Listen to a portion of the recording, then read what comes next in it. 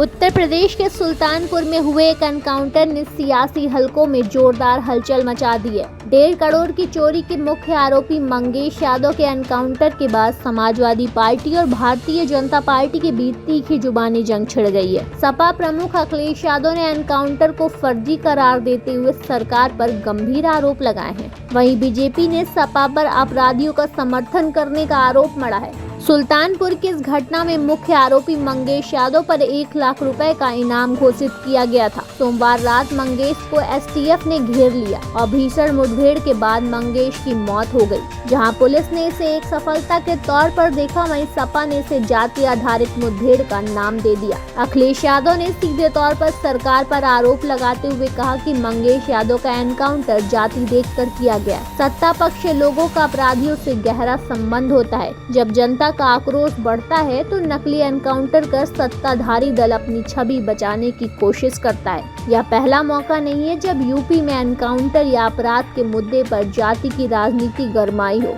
अखिलेश यादव ने सीधे तौर पर आरोप लगाया है कि बीजेपी सरकार के शासन में चुनिंदा जातियों को निशाना बनाया जाता है। इससे पहले भी गोमती नगर की छेड़खानी की घटना को लेकर जाति का मुद्दा उठाया गया था, जो विधानसभा से लेकर सड़क तक गूंजा। सपा के वरिष्ठ नेता शिवपाल यादव ने भी इस मामले में अपनी प्रतिक्रिया दी है। उन्होंने कहा है, जब किसी घटना पर इतने सवाल खड़े होते हैं तो इसकी निष्पक्ष जांच होनी चाहिए। इस तानाशाही वाली सरकार में किसी की सुरक्षा की गारंटी नहीं है। सपा के इन आरोपों पर बीजेपी ने जोरदार पलटवार किया है और डिप्टी सीएम ब्रजेश पाठक ने कहा है कि गुंडागर्दी और अराजकता को बढ़ावा देना समाजवादी पार्टी के डीएनए में है। जब भी सपा सत्ता में रही, अपराधियों ने सरकार के सहयोग से प्रदेश की जनता को लूटा है, बहू बेटियों की अस्मत लूटी है। ब्रजेश पाठक ने आरोप लगाया है कि समाजवादी पार्टी अपराधियों को बढ़ावा देती है। हमारी सरकार अपराध पर जीरो टॉलरेंस की नीति अपनाने के लिए प्रतिबद्ध है और हर हाल में राज्य में अपराधियों का सफाया करेगी।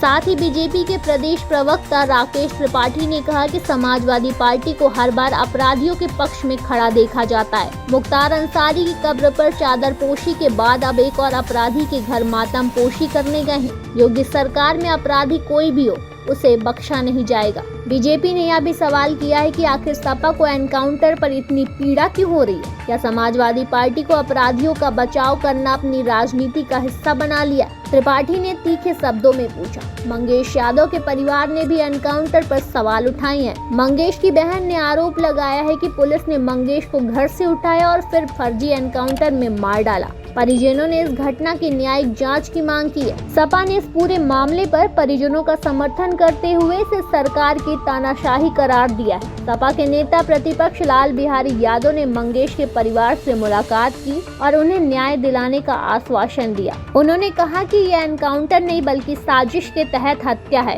यूपी की राजनीति में जाति और कानून व्यवस्था को लेकर हमेशा से ही घमासान रहा है और सुल्तानपुर का यह मामला फिर से इस मुद्दे को गरमाता दिख रहा है। अखिलेश यादव और सपा का आरोप है कि बीजेपी सरकार जातिगत भेदभाव के तहत एनकाउंटर कर रही है, जबकि बीजेपी इसे कानून व्यवस्था की बहाली के प्रयास के रूप में देख रही है। सुल्तानपुर एनकाउंटर की यह घटना यूपी की राजनीति में एक बार फिर जाति और कानून के मुद्दे पर बहस को ताजा कर रही है। यहाँ एक तरफ सपा इसे जातिवादी राजनीति का हिस्सा बता रही है, वहीं बीजेपी इसे अपराधियों के खिलाफ कड़ा संदेश मान रही है। अब यह देखना होगा कि इस मामले पर आगे क्या सियासी मोड़ आता है और क्या इस एनकाउंटर की जांच होती है या फिर यह भी एक राजनीतिक बयानबाजी तक सीमित रह जाता है।